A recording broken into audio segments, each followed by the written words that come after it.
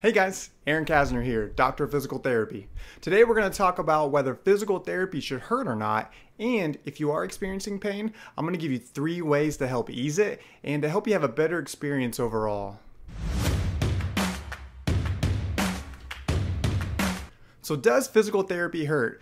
Yes and no, which isn't a great answer, but I'll tell you why. So, we can have some discomfort whenever you're experiencing physical therapy or going through physical therapy, but it shouldn't be a lot of pain. It shouldn't be so much to where you feel like you can't do your day-to-day things. It shouldn't be excruciating. You shouldn't be a 10 out of 10 all the time. That's pushing it a little bit too far. However, it is normal to have a little bit of pain anytime you're pushing boundaries. Say you're trying to start a new exercise, or you're doing more throughout your day than you typically do, such as now you're climbing stairs and before you weren't. So that type of discomfort is completely normal and sometimes encouraged, because if you're not experiencing a little bit of discomfort, you're probably not changing anything in your body. But let's say you're experiencing more pain than whatever you feel like is reasonable for you or is desirable in a way. I'm going to give you 3 ways in order to help combat that. The number 1 way is to communicate with your therapist. Something must not be occurring in order for you to experience that much pain. Maybe an exercise isn't being performed correctly. Maybe the physical therapist didn't explain things in the best way and now you're pushing boundaries a little further than what is necessary.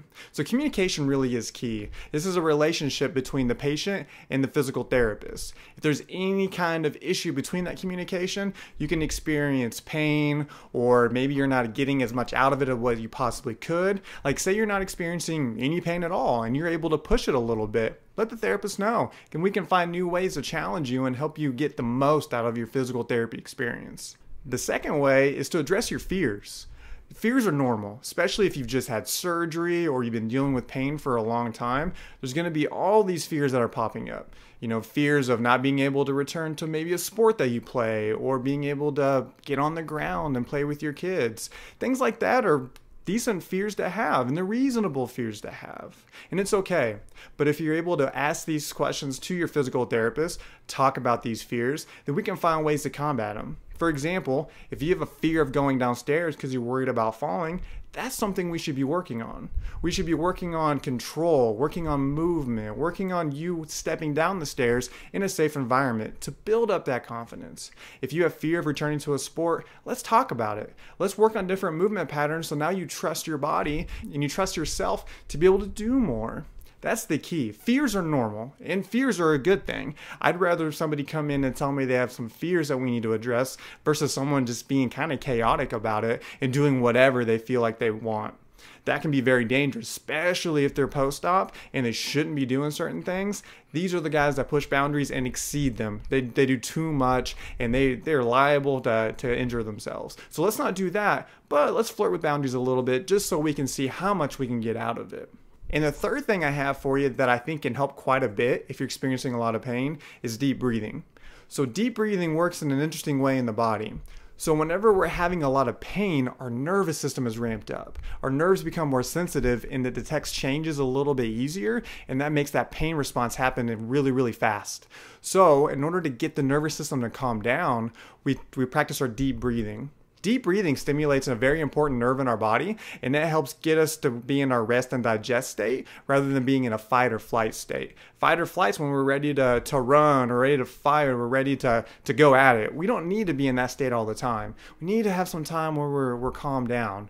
Okay, and getting there is by deep breathing. So my favorite one is doing a ×2 method. So what that means is however many seconds you breathe in, you exhale 2 times the amount.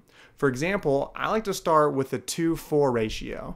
So I'll breathe in through my nose for a count of 2, I pause for a second, and then I'll exhale through my mouth for a count of 4. And when I exhale, I do it through pursed lips, so it looks like this.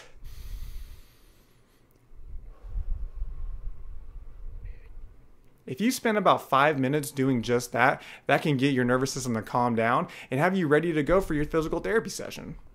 So, does physical therapy hurt? Yes and no.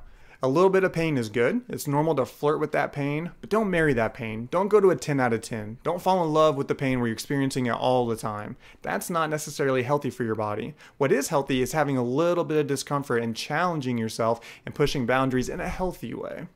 If you've had pain in physical therapy before and you have some helpful hints, post in the comments below, or post in the comments some things that maybe you're struggling with, and we can help you out and let you know what are some things that maybe can work for you. If you liked what you saw today, click subscribe. If you didn't like it, still click subscribe and maybe heckle me in the comments every time I post a new video. Maybe I'll heckle you back a little bit and we can have some fun with it. Thanks.